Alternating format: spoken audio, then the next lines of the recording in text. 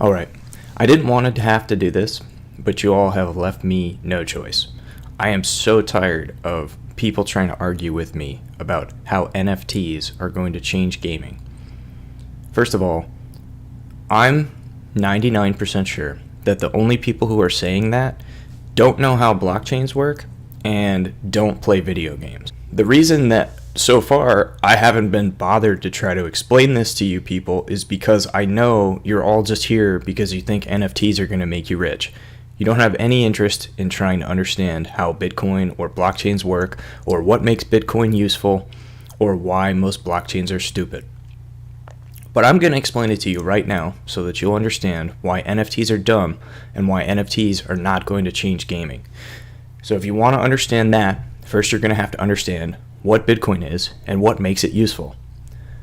So all Bitcoin does at a high level, this is not going to be super complicated. All Bitcoin does is keep track of a ledger, meaning it's a record of transactions between different people.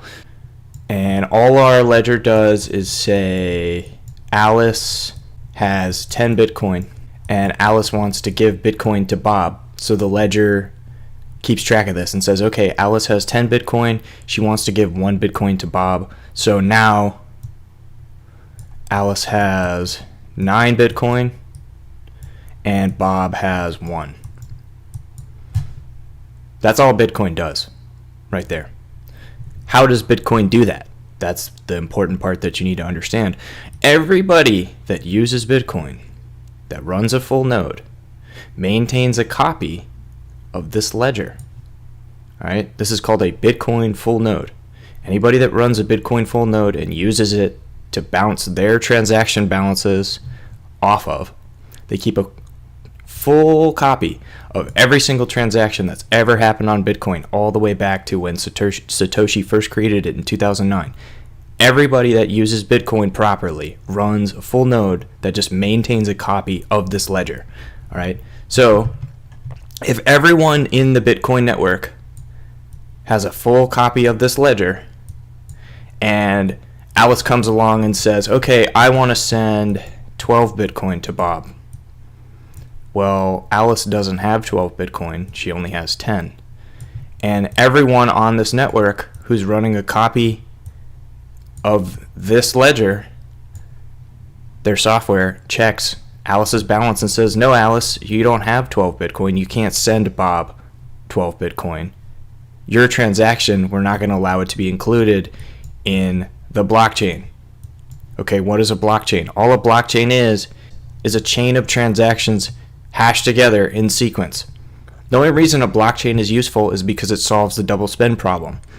This way, Alice can't send her 10 Bitcoin to Bob and then also send her same 10 Bitcoin over here to Carol, right? She can only do it once, and it's because of the way transactions are ordered in the blockchain and timestamped through something called proof of work. You don't even really need to understand proof of work to understand this concept of a ledger and a blockchain and the problem that Bitcoin solves, which is the double spend problem, which essentially was a problem that needed to be solved in order to have a money that worked on the internet. Otherwise, you're always running into this double spend problem where Alice is trying to spend her 10 Bitcoin to both Bob and to Carol. So what you need to understand is that with literally every other blockchain except for Bitcoin, a vast majority of the participants either cannot or do not maintain a fully validated copy of the distributed ledger. They don't run a full node, they don't use a full node, and it's because they don't understand how this technology works and they don't understand the problem that Bitcoin solves.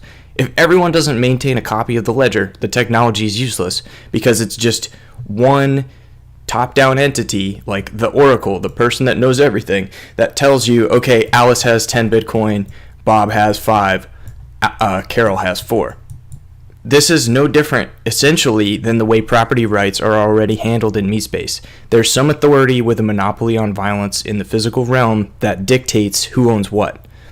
The reason that Bitcoin is such a tremendous invention is because this intermediary, this person that normally dictates property rights, can't control what happens on Bitcoin.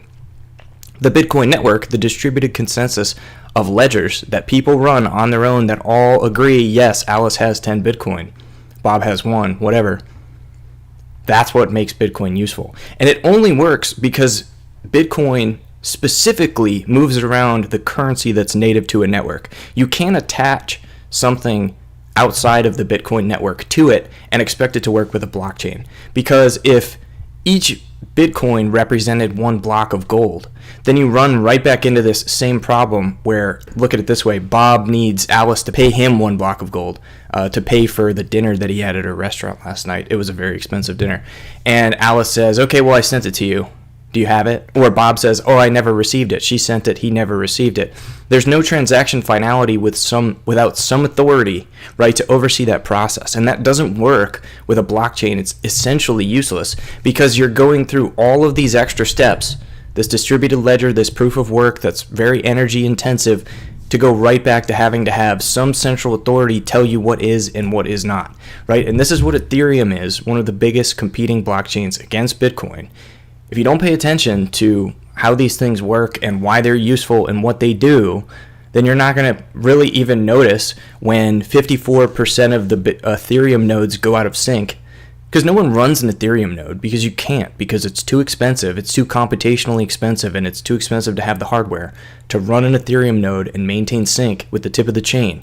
So what happens is all of these Ethereum nodes that do exist are being run on proprietary server software like AWS or Infura, and that's the place, rather than people running it like on a little box in their home, they're being run on these big data centers somewhere. And when 54% of the nodes get out of sync with the network, the Ethereum Foundation just says, okay, this is the tip of the chain right here. Everyone catch up with this point right here. And Alice owns 10, Bob owns 1, Carol owns 4, whatever. But this consensus is not a distributed consensus. It doesn't come from all of the participants in the network who are all running their own copy of the ledger. It comes from the Ethereum Foundation, and this is what you call a diktat, right? This is by decree, and this is functionally no different than any other centralized authority that dictates property rights in a system in MeatSpace, right? And it's why you can't really use a blockchain to append property rights to anything, because you're always going to run into this same problem. Okay, so now that we understand like the basics of how Bitcoin works and what it does, without me getting into like really a lot of the technical details, I don't think that it's necessary for you to understand how this technology works. I'm going to tell you why NFTs are dumb and why they're not going to change gaming. All right, this is Steam. Well, this is my Steam account. There are many like it, but this one is mine. Now, like I said in the beginning, I'm pretty positive that anybody who's claiming that NFTs are going to change gaming don't understand what a blockchain is and what problem it solves, and they don't play games, right? Because Steam, and in particular like this marketplace, Steam Marketplace, has been around for over a decade, and it makes it incredibly easy for you to obtain items, trade items, buy items, sell items with other players, other real people, on this centralized marketplace, right? I can easily get an item in a game or buy an item from a developer in that game. And then if I don't want the item anymore, I can buy/sell it on this marketplace, or I can just directly trade it with another person. This system works extremely well, right? Now, in order for me to get into my Steam account, I have to use a public key and a private key, right? I have a username and I have a password that I need to use to log into my Steam account, which grants me access to all of my items. My public key, and I didn't really get into cryptography earlier, but if you know even the basics of cryptography, you know that what we're getting at here is you have a public facing identity, your public key, and then you have your password, your private key. It's a really simple way to explain cryptography, but that's essentially, it's more complex than that when you're talking about 256-bit encryption, but it's essentially the same thing. You have a public, which is your identity, and then you have a private, which is your password. By putting my public and private key into my Steam account, that's how I log into my account and I get access to all of my items. Okay, it's functionally identical to the people who think that they own property on a blockchain that are quote-unquote NFTs. All right, I can come into this centralized marketplace and I can look up the most expensive item on this entire system. Keep in mind, there's probably tens of thousands, maybe even hundreds of thousands. I have no idea number of games on Steam, and lots of these games have items that can be bought and sold and traded. So like right here, you can see the most expensive item on Steam right now is listed for $1,891.15. Now, there's no guarantee anyone's going to pay that much money for this, but I just want to show you this like as an example. Like the most expensive item on here is selling for under $2,000. Why? Right? If this whole like thing of digital property is going to be the future, and if like people should be investing in digital property, why are these not selling for like millions and millions of dollars like NFTs?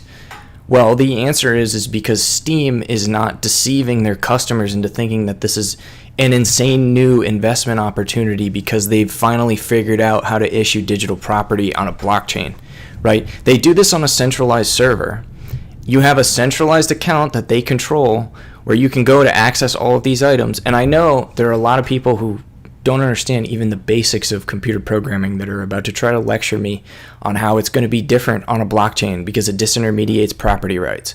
They're wrong. That's wrong. We already kind of explained that at the beginning. I'm going to get more into it in a little bit. Why, first of all, why those things are not true, but also why you don't even want those things on a service like this.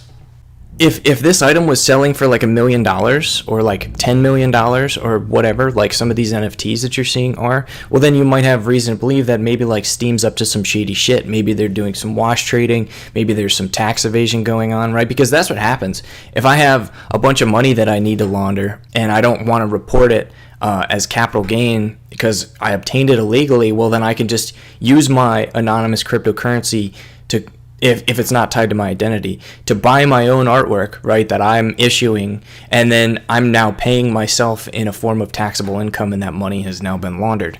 If that type of thing, if you were seeing that on Steam, well, then you'd have reason to believe that they were up to something shady. And that's exactly what's going on with these NFTs, is a lot of these people are seeing things being sold for like millions and millions of dollars and thinking, wow, I need to buy NFTs, it's the future. But really, you're being manipulated by the marketing, by the venture capitalists who want to sell you something and profit off of you and steal your money by lying to you. And you're being deceived by people who are wash trading and or money laundering and pumping up the price of these things artificially. There's no real demand for NFTs to sell that much money, right? Because here we already have like a fully developed ecosystem. There are tons of games on Steam. It's a huge community. It's way more popular than NFTs. Trust me, I've been playing games for a long time. And even these items with arguably a lot of utility because they can be used in these games that have like big communities and active developer bases and like really big budgets, like they don't go for that much. Why?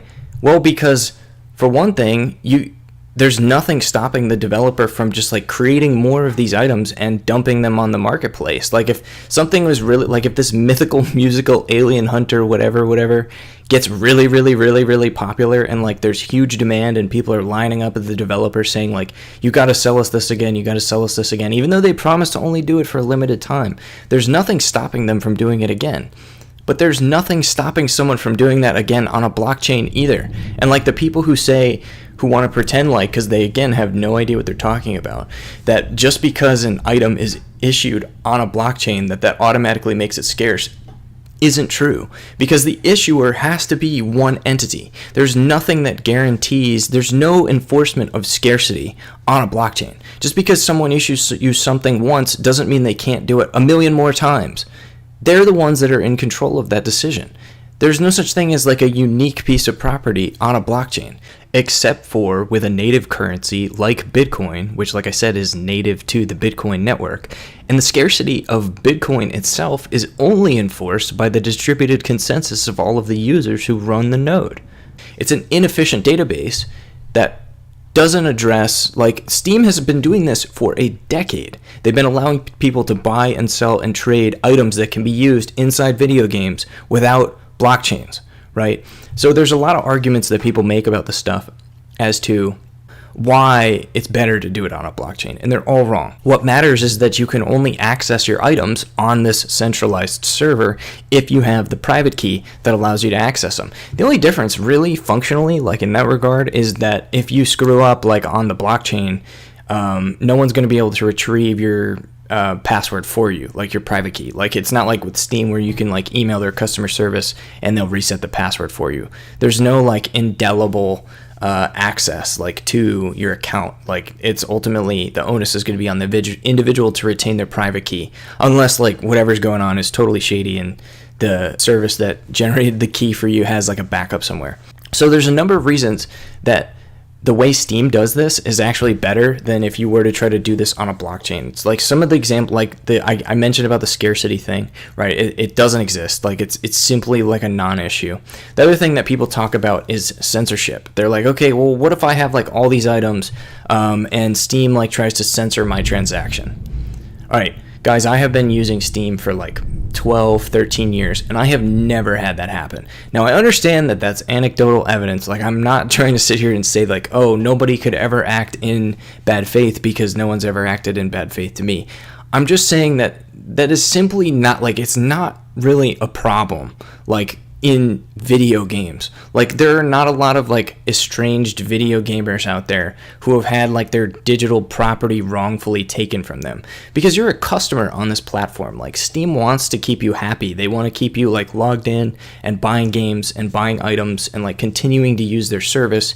And if they just arbitrarily started, like, shutting off people's accounts, well, then they'd quit using Steam. Like, if they just, like, seized your items and you didn't have them anymore. The inefficiencies of blockchain, like, and in particular the network and systems design of Bitcoin, which are inefficient by design, are done that way because they need to be resistant to attacks by governments. Because money is like the number one most important thing that's co-opted by nation states. I don't think we're going to run into that problem with Counter-Strike global offensive skins. And I would go so far as to make the argument that you actually want censorship in this type of system. Right, because all of these different games, like, in a lot of cases, the software behind them can be really complex. And a lot of times, like, updates get pushed out to games, and there might be, like, a bug or a glitch that maybe, like, duplicates some items, or gives somebody more than they should have, or gives someone else less than they should have had.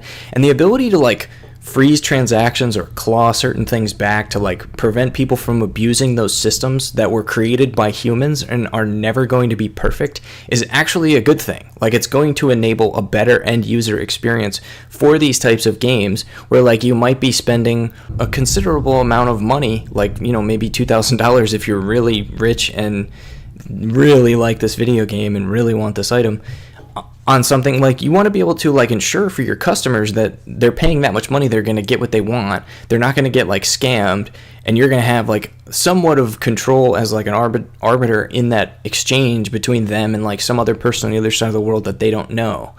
And if you're trying to do this on, like, a blockchain, on, like, a decentralized marketplace, first of all, none of that stuff is decentralized. We talked about it at the very beginning. It's a good thing for them to have a little bit of malleability, like, around the transaction finality for this type of stuff, and for the issuance of items, because, like I said, if there's ever any, like, glitches or problems with the software, they're going to want to be able to make that right for the customer. And you can't do that in, like, a true, quote-unquote, decentralized marketplace, or even in, like, simply using actual public-private key cryptography like you would on a blockchain. So the next problem that you run into with something like NFTs is that people say, well, imagine that you could have, like, a metaverse, right? Like, you could have, because here's the problem, right? Let's say I've been playing Unturned for the last 5 years, and I've gotten really, really good at it. This is not true, by the way. I'm making this up. I've been playing Unturned for the last 5 years, and I've gotten really good at it, and I've collected all of these items, but they're turning the Unturned server off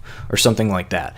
I want to be able to keep all of my items when I leave the game. Like, imagine the potential, imagine the possibility if, like, no matter what happened, I'd always still have those items. Hello, if the game doesn't work anymore, if they shut the servers for the game down, what good are the items? Right? Like, this is just nonsense. Like, it's absolutely ridiculous. What are you going to do with the items if the game doesn't work anymore?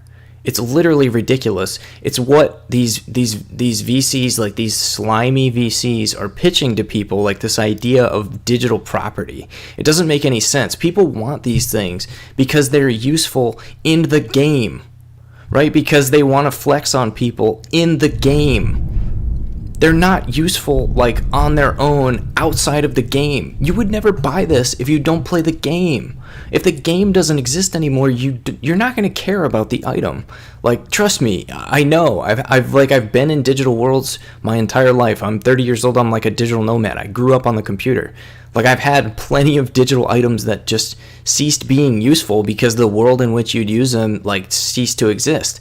And yeah, maybe it would be kind of cool if like I could take them with me and then start up my own unturned server and take all those items with me, but like that's just ridiculous. Like, honestly, that isn't a problem that people have that like needed to be solved. And I'm not here to say like what people should and shouldn't do. I'm just telling you that it doesn't make any sense, right? You could try to do it. It's not going to solve any real problems. Like, it isn't really an issue. The other thing that people talk about is they say, well, there's going to be this metaverse, right? There's going to be like, I'm going to be able to use this item in an unturned, but I'm also going to be able to use it in Screep's world, whatever the hell Screep's world is. And then now there will be like this metaverse where like I have all these items from this one game, and I'm going to like take all my Dota 2 items and I'm going to go use them in unturned. And now like I have this collection of all of this digital property from like all of these different places. Okay. The reason that people don't understand why this is stupid is because they don't know anything about how business models around publishing and developing games work. So if you have so Steam is basically just like a marketplace, right? The company that owns Steam is called Valve, and they produce games as well, and they publish their own games. So like you do kind of see this with Valve a little bit, where there might be some cross integration between some of their games. Like, okay, if you buy this game or if you like achieve a certain thing in this game, it'll unlock something in another game for you. But generally, that type of cross promotion is not going to happen outside of under one publisher, because those types of incentives are like what draw players into your game, right? So, and in a lot of cases, like with a lot of these games, like all these items that you see, not all of them, but most of them were purchased directly from the developer. Some of them, like they drop in the game, or maybe they're like given away at special events. But by and large, the reason that these types of items exist and have proliferated so much on Steam is because they make the developers a lot of money. So like the developers are able to say, okay, for a limited time, we're selling this Cosmic Desert Echo for unturned for $15.99, right? And if you give us $15.99, we'll give you one of these items and it's yours to do with whatever you want, right? And that's how the developer makes money, right? Because this whole concept today is what's called games as a service, where it's like you buy the game outright, or maybe the game is completely free, and the developers build models into their game that encourage and incentivize the user base to actually pay them on a regular basis, usually for like cosmetic skins and items. It's a little bit slimy. Some of the developers like make their games intentionally addictive and manipulative to convince people to spend more money on their game, but it is what it is. It's the state of the industry, right? So if you take away that like carrot on a stick model of the way developers monetize and produce games today, like in this space where items are the most like proliferated, well, there's no incentive for the developers of Dota 2 to allow you to use your item from unturned unless there's like some sort of cross promotion deal between those two companies. Why would they enable that cross compatibility? Like, why would the developers of Dota 2 want you to use all of your items from unturned? You paid the developers of unturned for that item. Why would they want to let you port it into Dota 2? Now you're not going to want to buy items for them, and they're not going to make as much money. So like maybe in a certain circumstance you could say, okay, the metaverse is all created by one developer. Guys, Steam already did that.